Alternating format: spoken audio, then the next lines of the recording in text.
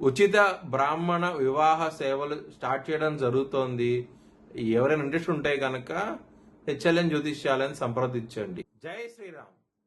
2022 నుంచి 2026 జూన్ వరకు మొత్తం 21 ప్రెడిక్షన్స్ అనేవి ప్రూవ్ అయ్యాయి. అవన్నీ కింద డిస్క్రిప్షన్లో ఇవ్వడం జరుగుతోంది.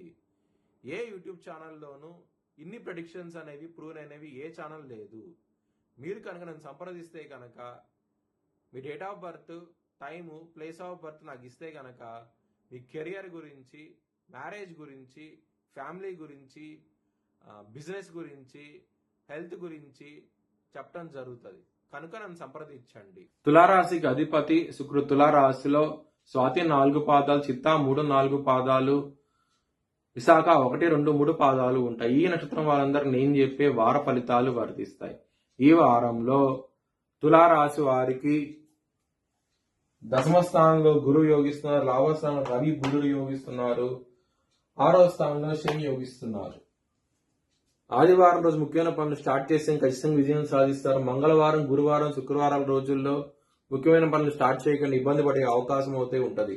దుర్గాదేవిని ఆరాధించండి, చాలా మంచి ఫలితాలు ఉంటాయి.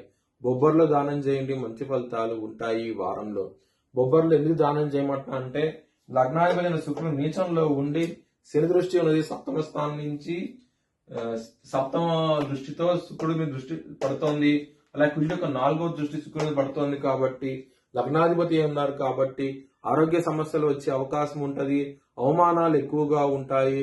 బొబ్బర్లు దానం చేస్తే కనుక బ్రాహ్మణుడికి మంచి ఫలితాలు ఉండే అవకాశం అయితే ఎక్కువగా ఉంటది. లవర్స్ కి బ్యాడ్ టైం నడుస్తుంది. కుటుంబ స్థానాధిపతి అయిన కుజుడు 9వ స్థానంలో ఉన్నారు. కుటుంబ పరంగా అంత అనుకూలించదు, ఇబ్బంది పడే అవకాశం అయితే ఉంటది. లవర్స్ కి బ్యాడ్ టైం నడుస్తుంది. పంచంలో రాహు ఉన్నారు కాబట్టి ఖచ్చితంగా సమస్యలు అయితే ఉంటాయి. ఆరోగ్య పరంగా సమస్యలు అయితే ఉంటాయి. కొంచెం జాగ్రత్త అంటూ ఎక్కువ తీసుకోండి ఈ వారంలో.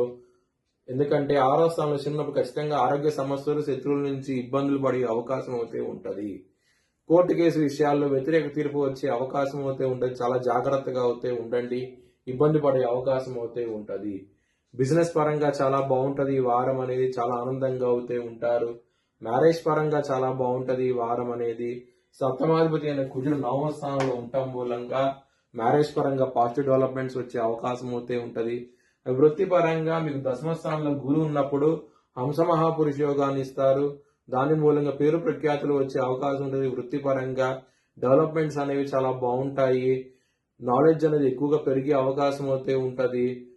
మీ భవిష్యత్ వివరాల కోసమై హెచ్ఎల్ఎన్ జ్యోతిష్యాలను సంప్రదించండి. Please like, share and subscribe my channel.